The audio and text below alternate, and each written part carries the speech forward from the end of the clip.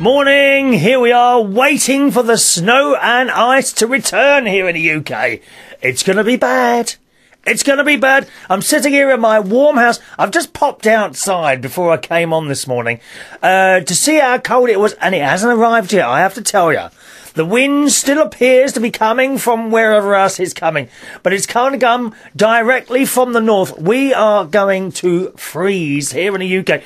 This could be the last ever show. It will be like Scott of the Antarctic. The cat will be here. I'll look in the cupboard and I'll think, there's not enough food for both of us in here. And I will say to my pussy, I will say to her as she's sitting there, curled up on her pillow, I will say, Katie, I'm just going out for a short walk, and then I won't come back, just to give up my life for the cat. I think it's got to be done. You see, you can't... I mean, there are occasions, I have heard in stories, right, people who run out of food and eat their pets. We can't have any of that here, dear. I'm sorry. I will lay down my life willingly for my cat, and I may have to go outside if it's that bad. Really bad weather on the way. A lot of snow, a lot of ice. I am hoping to be able to get about with my new tyre socks, which arrived this week. You're supposed to that you put them on your front tyres, or whichever your drive shaft is, your drive wheels are. In my case, my front tyres. You literally pull these things on, and they're supposed to grip the snow and ice much better than tyres on their own. Now, I wish I meant to bring them up into the studio today to have a little look at them with you. They seem to be made of some sort of plastic. And I'll be honest with you, I think if you give them a good tug, they will come apart. So I'm not quite sure how strong these things are. They weren't particularly cheap. £48. And the idea was, I thought that I'd put them on my tyres and then I'd be okay to drive on snow and ice for as long as it would last for. The only thing is, on the actual packet itself, it does say, with care, these can last you for years. Or one journey if you go over a load of tarmac and very hard ice. So I don't know. I've no idea what's going to happen to these. I'm tempted also to buy some of those snow chains. Now, most people in the UK, I have actually never ever seen a car in the UK with snow chains on them. We just don't bother. You know, the weather usually isn't as bad as what it's about to become. So I've never actually seen these things. I've also heard stories, I've had a little look on the internet, of people telling me that they are very... Oh, I forgot to hit that record button. No one reminded me, did I? That damn button every single time, isn't it? What was I saying? Oh, yes. I mean, I've never actually seen anyone with these things on. People just don't bother. I've had a look on the internet at some people who have used them, and some people seem to say they're quite difficult to put on, which, I mean, rules me out. For example, you really want to buy these things when the weather is okay, I think, and then try them out. Indeed, as soon as I finish the show today, I'm going to try and put these snow socks on my tyres on the car and just see how easy they are to get on. Because it's going to be, let's be honest, you know, it's going to be a lot easier to put them on now while it's not too cold. I mean, it's still cold, but it's not too cold. We're not freezing yet. Than when the snow and ice is down there. Once that's down there, you want to know how to put them on before you've actually got them on, if you see what I mean. So good time to have a bit of a practice, really, I think. Anyone had experience with any of these things? I was talking to Irvin Distiller, regular listener to the show, and he was saying, last night actually, he was saying he's got some snow chains, and he can get them all on and off now in 2 minutes. Again, with a snow change, you put them around the drive wheels. You know, the front wheel. In my case, a front wheel drive. You put them around those wheels, and they grip the ice as they go. And he reckons he can get in all his off in just on and off now in a couple of minutes. So I don't know if I should just see how the snow socks go, and if they do wear out in one go, which I hope they don't. You know, not for the sake of £48, dear.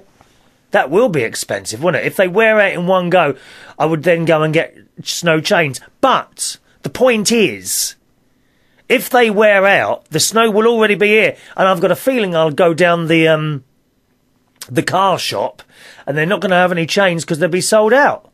Although, once again, I say to you once again that we tend not to use, we don't use these things here, not for the couple of days. I mean, it's dreadful. If you're in Canada or somewhere like that, you're probably laughing your head off now, because I'm sure you all put those chains on your cars. Or snow tyres or something like that. Here, we just don't bother, you know? Anyway, we'll see what happens. All prepared. They reckon the bad weather is going to be worse than what we had in 1963. That was the year I was born, 1963. It's going to be much, much worse than that. And I gather it was particularly bad that year. So fingers crossed. By the next show on... Oh, I sneeze. Hang on. Oh, dear me. Sorry, I sneezed. It's funny, you know, when I'm doing a show, if I sneeze, it will only be once. If I'm out and about, I will sneeze 3 times, and then one really big one at the end. Have you noticed that? How many times do you sneeze in one go? Is it once? Is it 3 times? Usually 3 times. I sneeze 3 times and then a really big one out the end. How many times do you sneeze? Now, you can join in by email. The email address is chris@unitedkingdomtalk.co.uk. Have you used snow chains or snow socks, tyre socks, or snow tyres? Anything like that? Wherever you are in the world, have you used any of those items? I'd like to know about it. Join in either by email, chris@unitedkingdomtalk.co.uk. You can join in by email at any time. All right? So if you're watching or listening to the show at any time at all, join in by email, chris@unitedkingdomtalk.co.uk. If you are with us live, and have a look at the clock now, okay? If the time where you are, if the time in the UK at this moment is 12 minutes past 11 on December the 16th, 2010, then you are indeed with us live. And you can join in live. We have a Skype. A Skype in is all one word, United Kingdom Radio. Skype in United Kingdom Radio, all one word. Or a local London phone number. Now, the local London phone number is 020 3287 1488. 020 3287 1488. Local London number. But remember, you need to be with us live for that. Once again, the time here in the UK is just coming up to 13 minutes past 11 on December the 16th, 2010. If that's the time now, while you're watching and listening to this show, you are with us live. You can join in by Skype, all one word, United Kingdom Radio, or phone number 020 3287 1488. Okay. Oh, by the way, okay down the hospital. All right, down the hospital last, where was that? That was on Tuesday. Had a little appointment down there. I go a few times a year. I don't talk about really what thing I've got wrong. Okay, I'd rather not. However, I'll explain to you a little bit so you know what's kind of going on. I have some good stuff in my body and some bad stuff in my body. The bad stuff, there's so little of it, they cannot see it. So that's very good, okay? But they know it's there. The good stuff goes up and down a bit. Now, I learned something new this time. The good stuff has dropped slightly. However, the quality of it has gone up. So that's apparently good news. All right, so that's the news at the moment. I go back again in April for my next visit.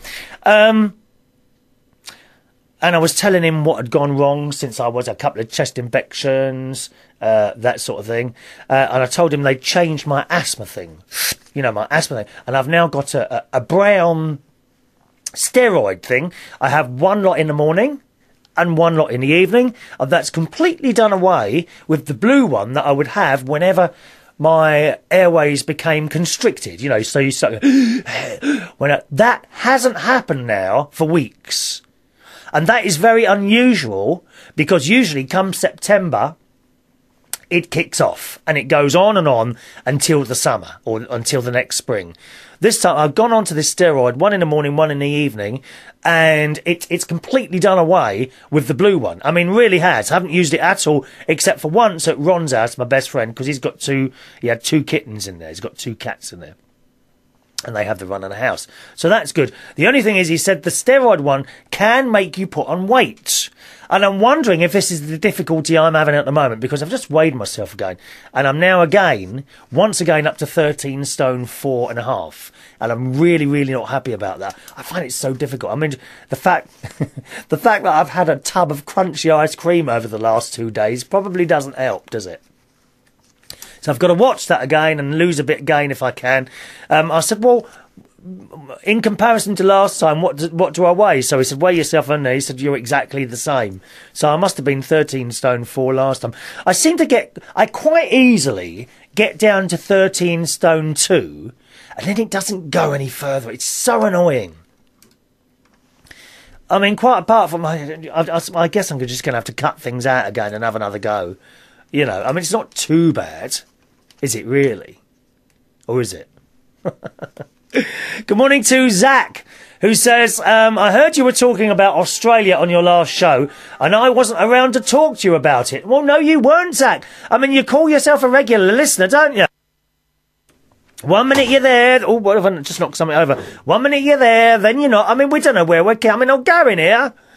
He says, Yannick wants to come here and all. Yep, Zach, Yannick, another regular listener and viewer to the show, wants to go to Australia next year. I think he is going to Australia next year. He's saving up a little bit of money at the moment. Yeah, I think Yannick's going to be a traveller, isn't he? He's going to travel the world, which is fantastic for a young person to do. I mean, I highly recommend any young people that want to go travelling, go and do it.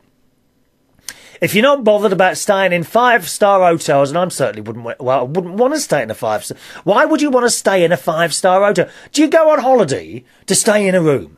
That's always been my argument. I just do not see the point.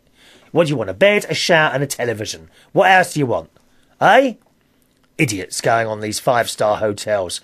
Although my sister, talking to her yesterday, she was telling me that the Savoy in London, I don't even know if this is true, the Savoy Hotel in London has been closed for a number of years, or has been having some big refurbishment done.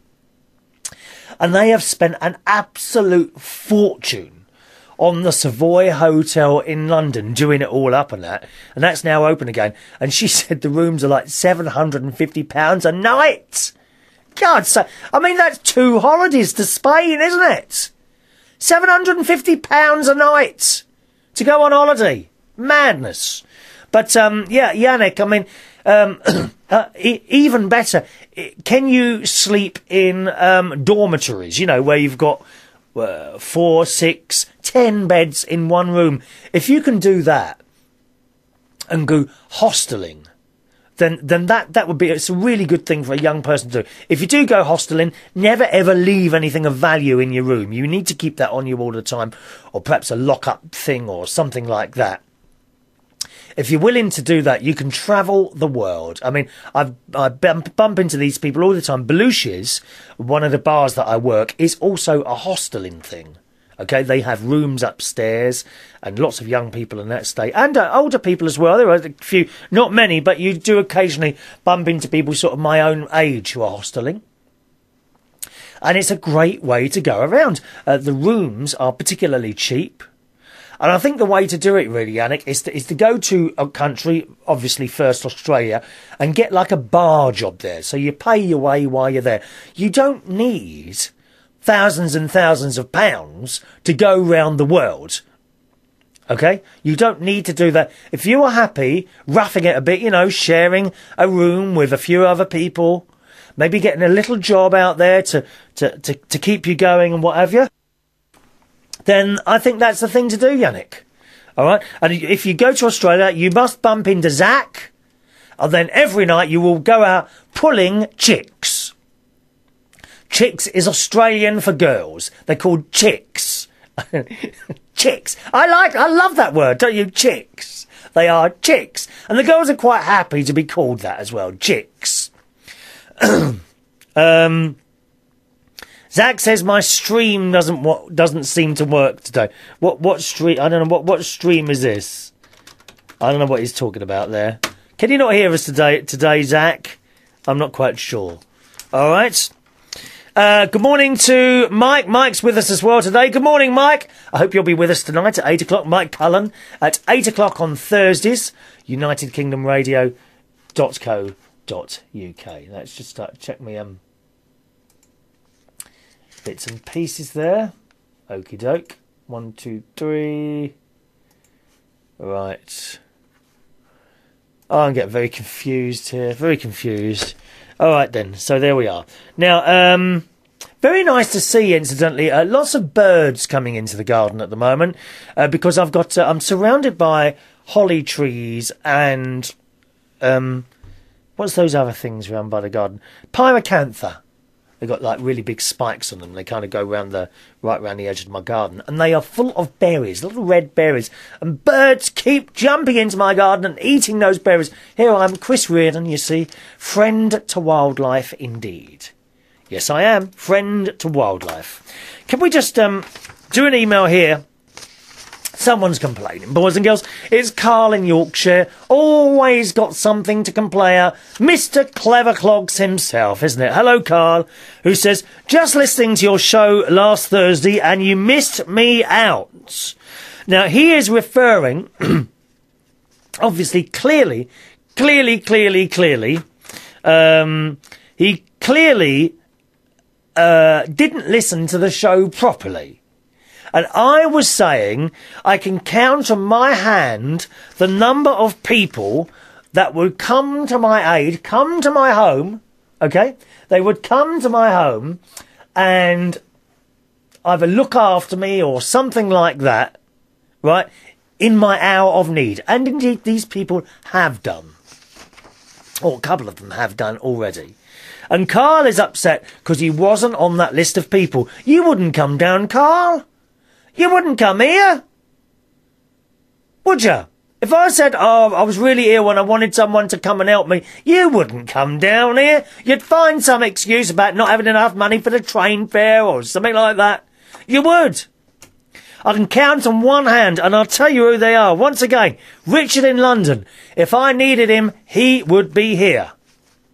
Justin, my dear, dear friend, who runs the pub in Hemel Hempstead, he would be here. These people will probably not be listening to this show. I haven't got to just do this as a name trade. He would be here. Millie in Minnesota, if she could, she would absolutely be here. Millie in Minnesota. She got the wheelchair and everything, cerebral palsy, but she would be here. I'm telling you now, if she could. She couldn't because she's too far away. But if she could, she would be here. And the other one that would come would be my best friend Ron. But he would appear with papers to sign in the hope that he'd be getting the house and the cash. Absolutely, it would turn up with papers written by a solicitor for me to sign. Him and his young thing of a boyfriend. It's outrageous, it really is. Anyway. So there we are. So that's the answer to the R, Carl. I'm not saying that you're not there listening to the show. I know you are. Or probably a recording in this case. I doubt that you're with us at the moment. But you wouldn't be here in my hour of need. You'd hope that it would be webcasted, wouldn't you? On camera above my bed of sickness. Eh? There you are. He says, OK, so we don't talk as much, but you included Millie and she's further away than me. Of course I included Millie because she would be here if she could in my hour of need. You wouldn't. We don't have that sort of relationship, Carl. I'm sorry. That's the way it is. Don't be all hurt, dear. Don't be hurt. So there we are. Now, I went out to see... I did go and see Ron after the hospital on Tuesday. We had a nice day. Once again, we ate far too much. We went to this burger place. Oh, this is hilarious. This is hilarious. We went to this burger place in Islington. I can't think for the life of me what the name of it was. I did put it on my Facebook. Let me see if I can find it for you. Place in Islington. No, what was it? Oh, that was it. Byron Proper Hamburgers. Okay. Byron, Reardon, proper hamburgers. Now, there is a picture of this on my Facebook, me and my best friend Ron. My Facebook username is Chris Reardon UK, all one word, Chris Reardon UK. Okay, if you just go on there, on my wall, those of you who've got Facebook up in front of you, on my wall, you want to go down to Tuesday, the 14th of December 2010. Scroll down to that, and you will see Chris Reardon was at Byron Proper Hamburgers, and there's a picture of myself and Ron in this hamburger place. Now, it's a place that we've visited a couple of times. Very good food in there. The only thing is the chips are a bit thin. You know what I mean? I'm not keen on thin chips. I like the big chunky ones. Now, if you like oven chips, incidentally, McCain oven chips. Oh, they are to die for. I'm going to have some of those tonight. Or this afternoon with my dinner. I've got a bit of I'm having a fish and chips and vegetables for dinner this afternoon. That'll be happening about 2 o'clock, I think, after I've done my swimming and all that. And we did the chips in this particular place, a bit thin, but well cooked. And we had onion rings, and I had a cheeseburger with cheese on it, and he had a chicken fillet. All he eats is chicken and tuna. That's all he eats. And, you know, he thinks it keeps the weight off, but, you know, quite frankly, I shouldn't really say this loud, quite frankly, it doesn't seem to make it any difference. It's, you know, he's a bit thinner than me, but he's certainly not thin. And he eats all this chicken and tuna all the time, thinking that it's keeping his weight off, and I don't think it's working, to be honest. Don't you dare tell him I told you that. So we're sitting there, so we've got out of his car, out of his new flash car, complete with dents, which hasn't been fixed yet. Got out of his car, and we walked over to Byron Burgers. And we got there, and I looked at it, and I thought, oh, I don't think this place is open. Because I looked in the house, in the window, and there were tables and chairs. Well, the tables and chairs looked like they were about 20 years old. It wasn't like that last time we'd gone in there. And the walls were all the kind of plaster had disappeared, and were like just brick walls. And the windows, they looked like they got a bit of undercoat on them, but they hadn't been painted. I thought they must be doing this place out. And on the ceiling, they had, you know, those workman's lights, and they like a string of wire, on the ceiling, hanging down with little lights and cages over them, so that workmen, while they're doing their work, don't damage the bulbs. You know the sort of lamps I mean, yeah? Well, these were pinned up on the ceiling. But then we looked closer, and there was actually someone in there eating. Right? Actually, someone in this restaurant eating. So we kind of walked in, and immediately a very, very good-looking waiter came across, and Ronnie's tongue started hanging out like that. His tongue was hanging out at this waiter, who was about 24 years old. Far too young for him. And I said, oh, hello, table for two, please. He said, oh, we'll sit anywhere you want. And I said to this boy, well done for keeping the place open while you're having your renovations done. And he kind of smiled and walked off. So we sat down at this table next to the window. We like to sit next to the window so we can watch and comment on people walking past. We do... we do enjoy doing that. We like to watch and comment on people walking past the window all the time. So I'm sitting there with him, and we're looking at this menu. And I looked around at the bare walls, the unpainted window frames, and the tables and chairs. I mean, some of these things were rusting. Some of these chairs were rusting, serious. And I said to him, well, it's a bit odd, you know, it's 3 o'clock in the afternoon. They're obviously having the place renovated. I said, why isn't there anyone working? And I said to him something, I said, do you know, I've got this dreadful feeling it's supposed to be like this. Anyway, so the waiter came over to take our order. Once again, Ronnie's tongue was hanging out. It's embarrassing sometimes, you know, when these straight boys, who are clearly very good looking, some of them, Not you, Zach. You're not good looking at all. But when some of them are good looking, and he makes it obvious. You know, I couldn't do something like that. He makes it obvious. And it's, quite frankly, it's embarrassing. It really is. So he came over and said, "I hope you don't mind me saying this." I said, "But is this finished?" He said, "What do you mean?" I said, the restaurant, have you finished decorating?" "Yes." I said, "Oh, I'm ever so..." I said, "I feel a right idiot now. I thought you were in the middle of renovations." And I looked around again, and I thought, it looks dreadful. You know, they've paid some designer an arm and a leg to come in with this idea of doing a restaurant, making it look like it's not finished. Old tables and chairs, apparently it gives it a theme. I didn't think it gave it a theme. I think it looks as rough as asses.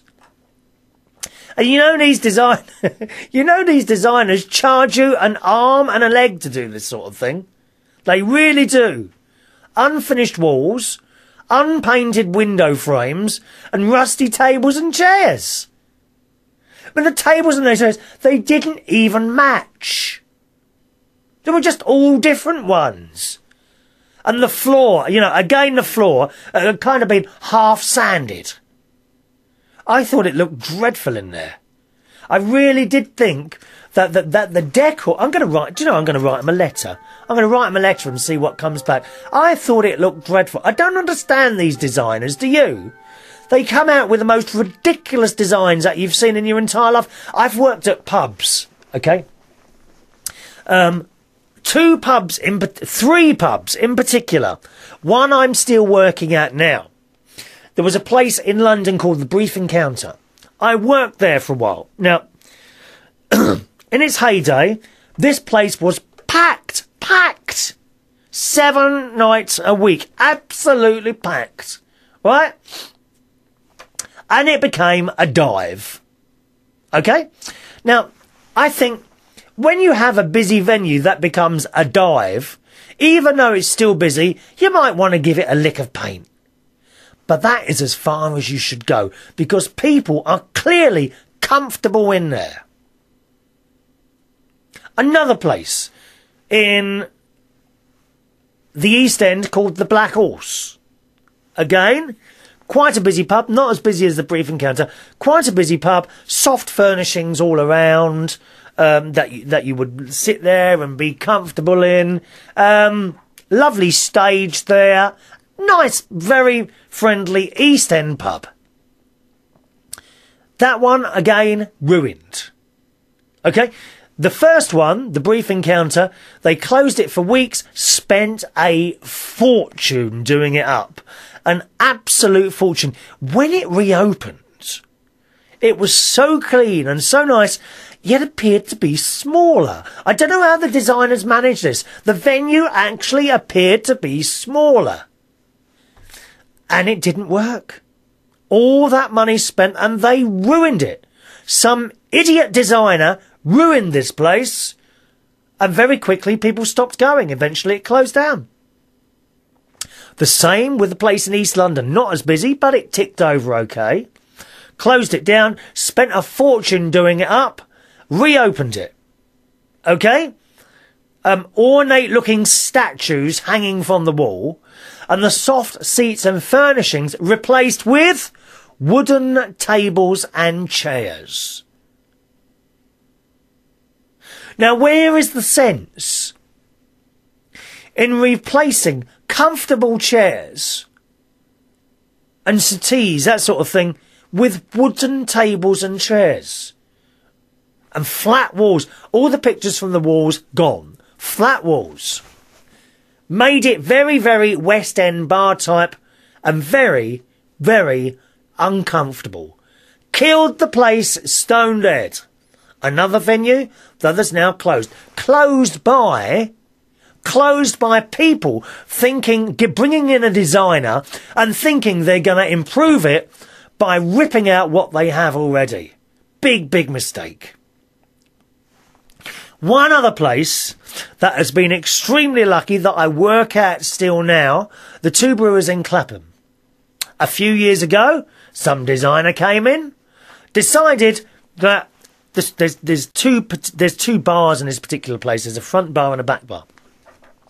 The back bar is where the music and the disco happens. The front bar is where the shows happen. And the front bar's got all comfortable seats in it, and very comfortable seats.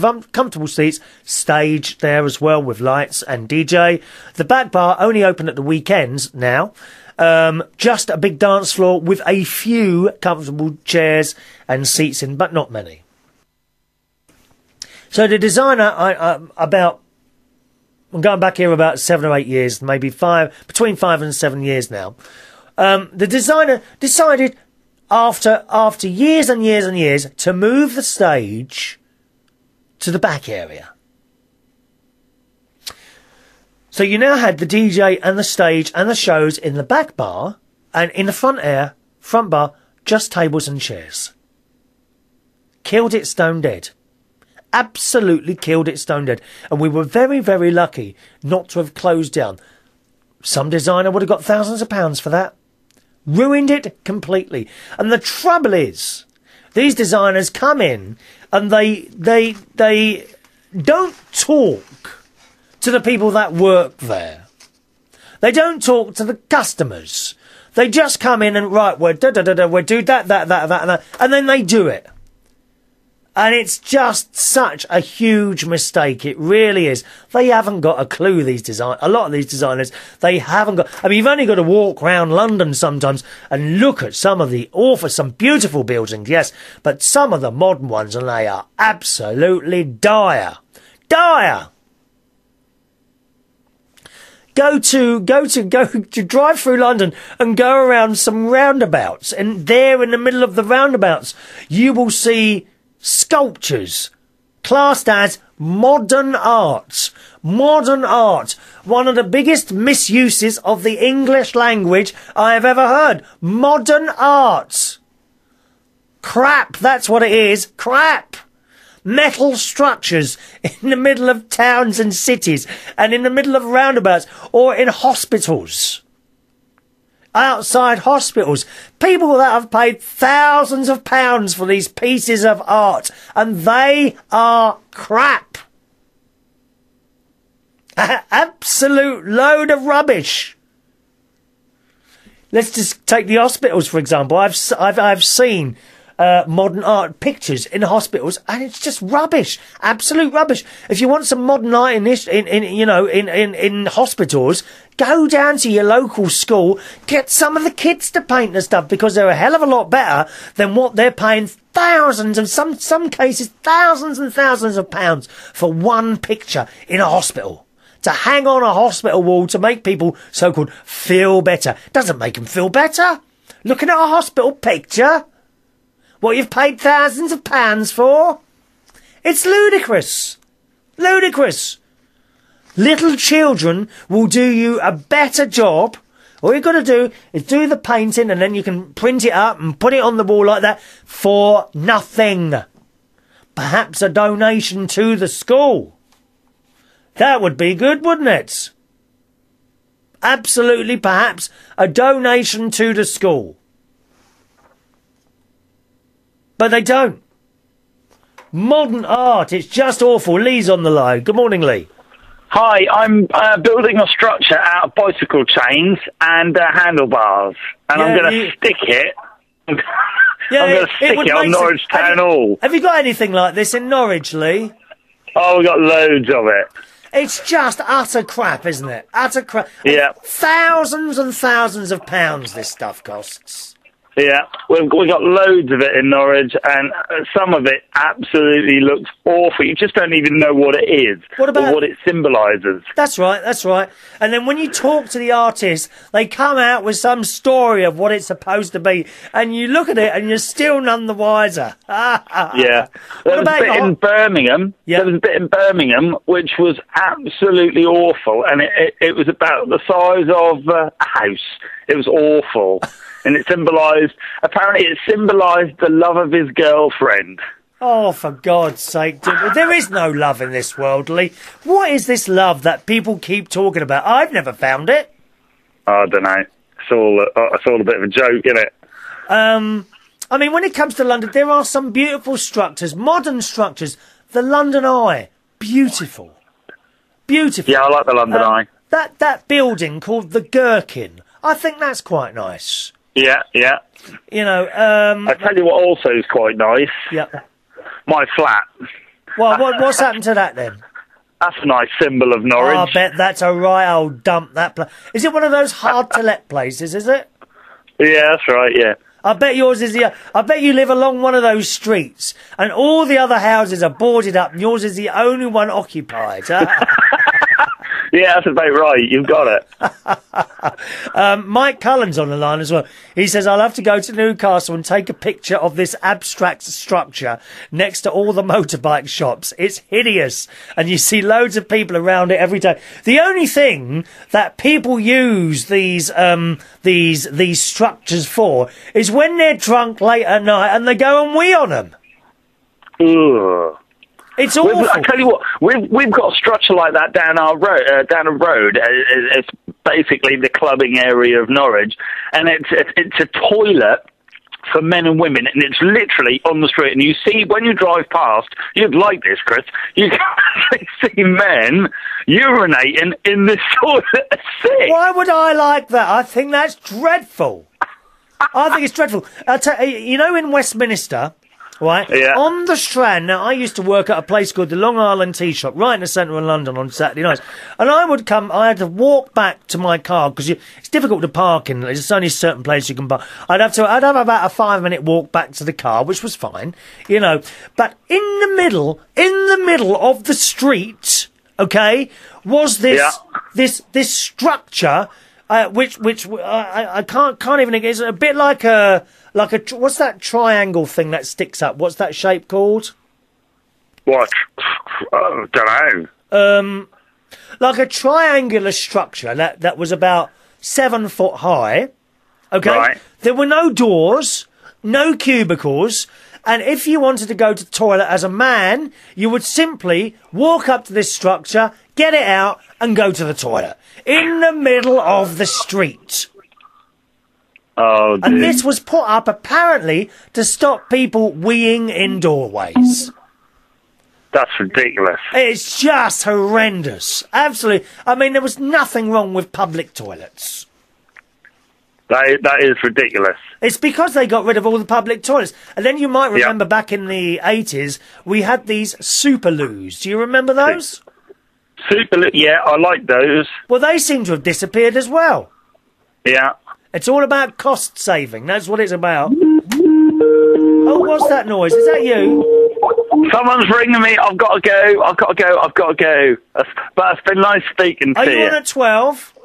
Yes, I'm back. I'm on at 12. On the watch button. Okay, I'll let them know. Thank you. And yes. I'll have Skype working. Skype is working today, is it? Skype is working. I'm working on it now. About time as well. Thank you very much. See you later. Bye-bye. Goodbye. There we are. Lee Mills. He'll be with you on the watch button Thursday afternoon, 12 o'clock UK time, UnitedKingdomRadio.co.uk on the watch button, okay?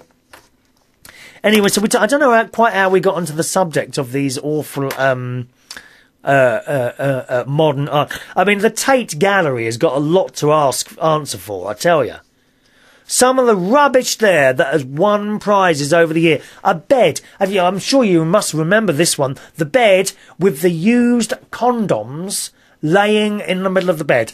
That was a piece of art, according to the Tate Gallery, and it won a huge prize. Thousands of pounds, that one. Thousands of pounds. A bed with used and there was another one. There was another one where this woman, don't know what her name was, okay, she filled the inside of a house with concrete. That was a piece of art.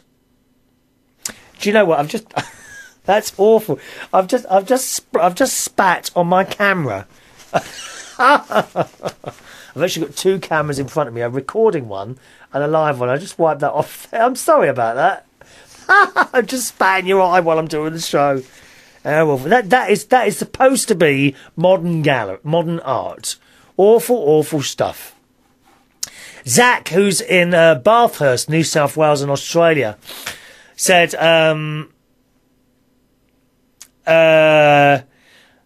A guy can dump his garbage in a gallery and class it as art. Well, that's happened as well. People, they just dump a load of rubbish in the middle of the floor and that becomes a piece of art. What a load of old rubbish.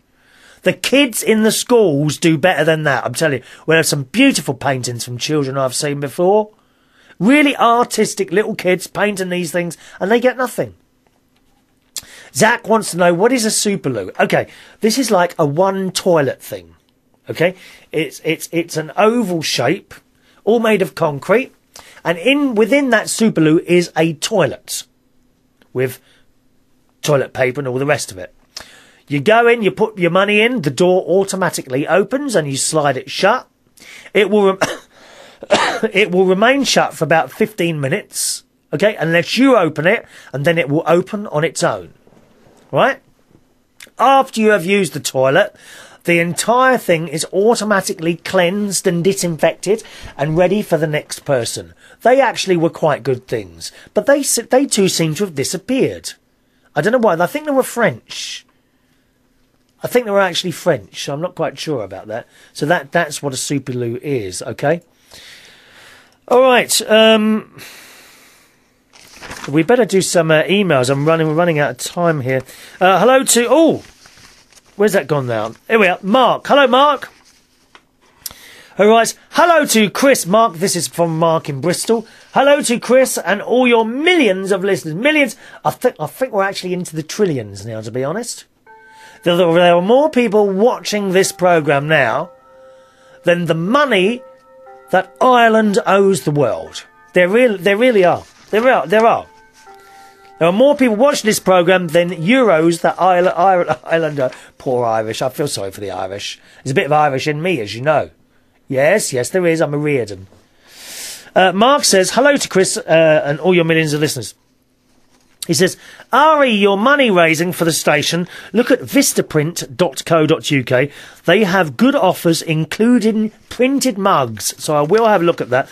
Oh, talking about money raising, thank you very, very much. Those people who are continuing to download my 1 hour, 20 minute roughly non-stop music mixes. Okay, a few people are downloading that weekly now, so thank you very much for that. Not enough to cover the cost of the station, but that's okay. Anything towards it is very, very grateful. All right? If you want to try one of those yourself, they're not very dear. 80 pence is what it will cost you. 80 pence. You can download my non-stop music mixes, a new one each week, and the latest one is up there right now. And you'll find that at chrisreardonshow.co.uk. You get a list of the tracks that are on there and a little buy button. You click the buy button, PayPal only. 80 pence will be sucked from your account and then you will be able to download one of my non-stop music mixes. All right, once again, the address for that, chrisreardonshow.co.uk. The money raised from that goes towards the running of this little station, okay? chrisreardonshow.co.uk, 80 pence, new one up there every week. Last week's one is still up there. There'll be another new one on Saturday, okay? Thank you very much, those of you that are downloading that. Mark says, I've downloaded your music tracks in the past, play them in the car, and they are the bee's knees. Thank you, Mark. It's very kind. It's nice to say that. You know, it's nice when people write to you and say, we enjoyed that, or we liked what you did there. It's huge. He says, love them, but I don't have a PayPal account to get more, so I will have to get a PayPal account. Yes, you will, Mark. We need that 80 pence. By the way, I don't get the whole 80 pence. I only get 57 pence of that. The company that runs that service, Payloaders, get the other 23 pence. Okay, I only actually get 57 pence. People say they're too cheap. No, I'd rather they were too cheap than too dear and no one buys them. I think 80 pence for an hour and 20 minutes of music, non-stop music, is a pretty good deal, don't you? Mark says, I agree with you about the TV programme Merlin, which unfortunately is finished now. It is a brilliantly watchable programme. I was always hoping Arthur would turn out gay. Why do you want that? Just because you're gay doesn't mean the entire world has to be gay. Oh, I bump into these people. I didn't know you was one of those, Mark. I really didn't. I said someone gay who wants everyone else to be... If everyone was gay, there'd be no children on the planet, would there? We need straight people as well to bring more gay people into life. He says, Arthur would turn out gay. He says, i.e. happy, but he gets with Gwen and not Merlin. Well, that's the way it is. He wants to see a relationship between Arthur and Merlin. It's not going to happen, dear. They're not gay, for Christ's sake. Not everyone is, believe it or not. Mind you, even the straight lads in Belushi, sometimes they've had a couple of beers. You know, there's some very strange male bonding going on sometimes in there, dear. Told my Steve to dress up as my fantasy. Be like Arthur. He covered himself in tinfoil and rode a donkey in the house. Oh, I love it. I'll read that to you again. Arthur, let me tell you, Arthur is a knight, okay? He is a knight in the programme Merlin. Which again is now very disappointed. I thought there might be a Merlin Christmas special, but there isn't. I'm very disappointed, but it is back next year, I'm pleased to say. So once again, told my Steve to dress up as my fantasy as Arthur, be like Arthur. Yep, he covered himself in tinfoil and rode a donkey in the house. Bless. How do you get a donkey in? How can you get a donkey in your house? Have you got a house or a flat? How does it get up the stairs? Does the council know that you've got a donkey in your flat? Well, I'll be having to have a word with them, I think. Mark says, oh, you had another chest infection last week. Yes, I did. There's a lot going around. No, actually, I didn't. No, sorry, I didn't. I thought there was one coming, but it didn't. It was just a little bit of phlegm coming up, all right? There's a lot going around. I had a cold about 3 weeks ago, and my chest is hacking. Yeah, I've had that this year. Like, you know, lots of phlegm coming up and what have you. I have lemon, honey, and a dash of vodka. Without the lemon and the honey, seems to work. Oh, I don't know about all that. Do you know, I Lemsip and all that, I don't go along with it, to be honest. All this stuff that you're supposed to take for colds and what have you, I don't think any of it works. I think you've just literally got to wait. Wait until it's gone all on its own. Love your Christmas music. Oh, you must... Oh, I think I just missed a call then. Sorry, I've just missed a call then. Sorry about that. Can I find who they were? I think this one here. Let's give this a ring. Let's give that a little ring. I don't usually ring people back who are calling. Let's see if this works. Because I feel a bit guilty sometimes if I miss a call.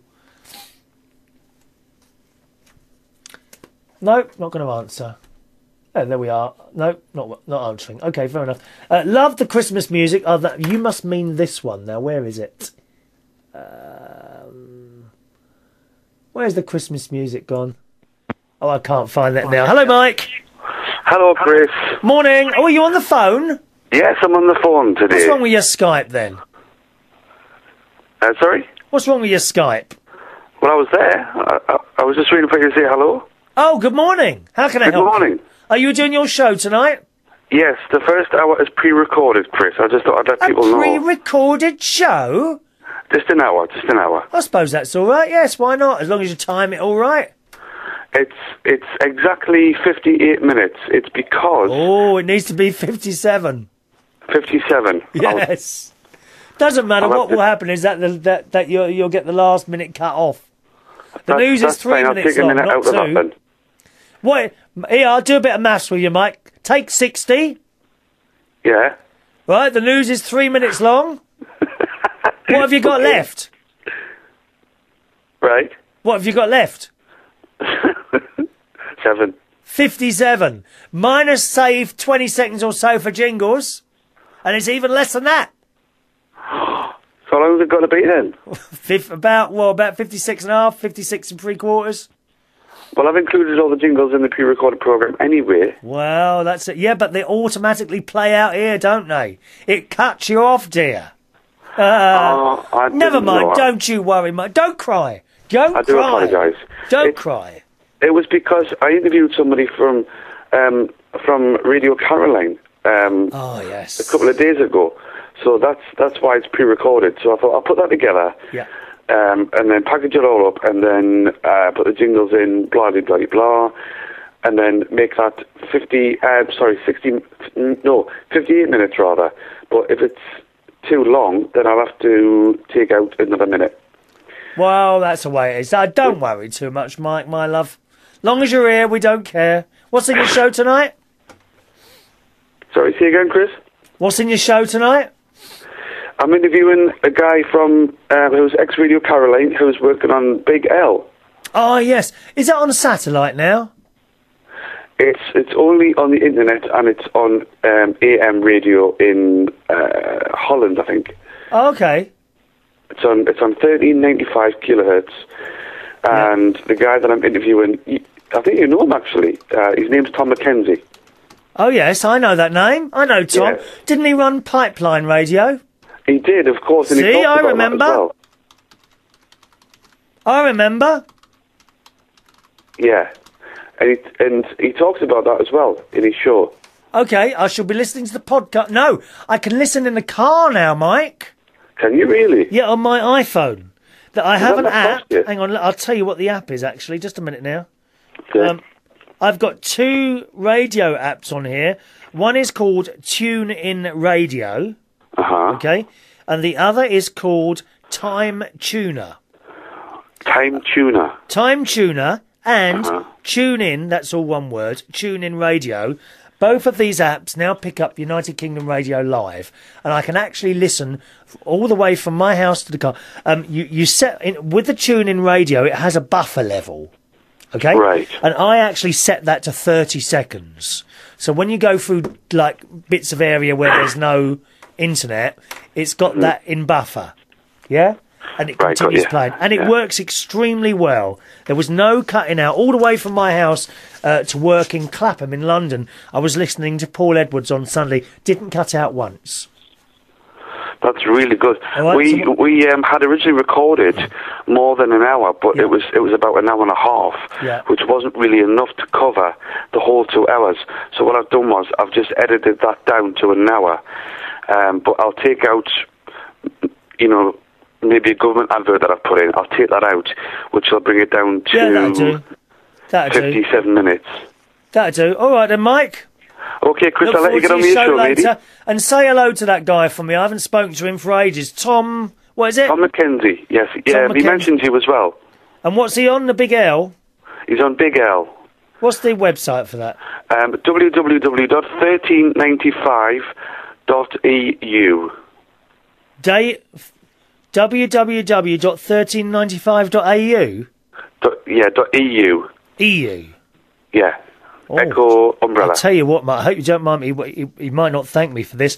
That's a dreadful website name. Yeah, but the website's all right, though. Well, it may be all right, but the name of it is just awful. I've got another friend of mine at the moment who will remain nameless. He knows who he is, but he's starting a radio station at the moment. And the name of the station, I think, is just abysmal. It's too long. Too long. I'm not going to say what it is, and don't you say what it is either, because I'm sure you can guess. I just think it's too long, and it's, how can you have Big L, right, or Radio London, and the website is 1395.eu? Do you see what I'm saying here? It's like having the BBC website and saying it's 01594.uk. That's just terrible. That's a terrible name for a website for that particular station. It's got to make sense. That doesn't make sense. It may well be that years ago Big L was on 1395, but that doesn't mean anything to anyone now. No, it doesn't. That is the worst. However, though, they've still got the presenters that they used to have. Yeah, maybe so. But if you want to attract people, how's anyone going to remember that? That's a good point. Very good point, that, Chris. Very good point. It needs to be, obviously, probably BigL.com has gone. Or BigL.co.uk, maybe B London, something like that. Or Big LN, but 1395.eu. And where's the EU come from? This was a UK station. Why have we got to have EU? No, why was all this EU? Don't even start me on EU, dear. Don't They've moved all the transmitters, that. you see, that's the problem. They've moved all the transmitters to Holland. That's why it's EU. Well, that's just a bit mad, that is. I mean, good luck and all that. I shall certainly be listening. I'm quite a fan of the old Big Al stuff, and Tom McKenzie I know will do a good job, but I don't know where they got that name from. That's just, that name's terrible. They've got to find another name for that if they want to attract people to it. I mean, advertisers would look at that and say, well, what's that? If you didn't know anything about that, and I said, here, have a look at that, go and log on to that for me, www.1395.eu, what would you think? You think, what's that? You would have no clue what that was, would you? Well, you wouldn't know that it was Big Al, would you? No, and where's the word radio in there? It's not there, is it? It's no. 1395.eu. Yeah, it doesn't really make any sense. No, but that's not a slag off. You understand what I'm saying? It's not a slag off. I just think that's been very badly thought up. It really has, but... Oh, mate, we're running out of time here. Okay, then, Chris, I'll speak to you soon. Yep, good luck with the show tonight. Thank you, Mike. Okay, thanks, Chris. There we are. Bye, Mike on here on UnitedKingdomRadio.co.uk Thursday night at 8 o'clock UK time. Very, very quickly then, because we are nearly out of time, boys and girls. Hello to Ian Duff, who's with us today. Hello, Ian. And his wife is there as well. Oh, Ian and his wife. Wonderful. I'll be back with you live again on Saturday afternoon at 3 o'clock UK time. UnitedKingdomRadio.co.uk Saturday afternoon at 3 o'clock UK time. Chris at UnitedKingdomTalk.co.uk, the email address. See you soon, alright? Mike Cullen at 12. Bye-bye. Lee Mills at 12. Bye-bye.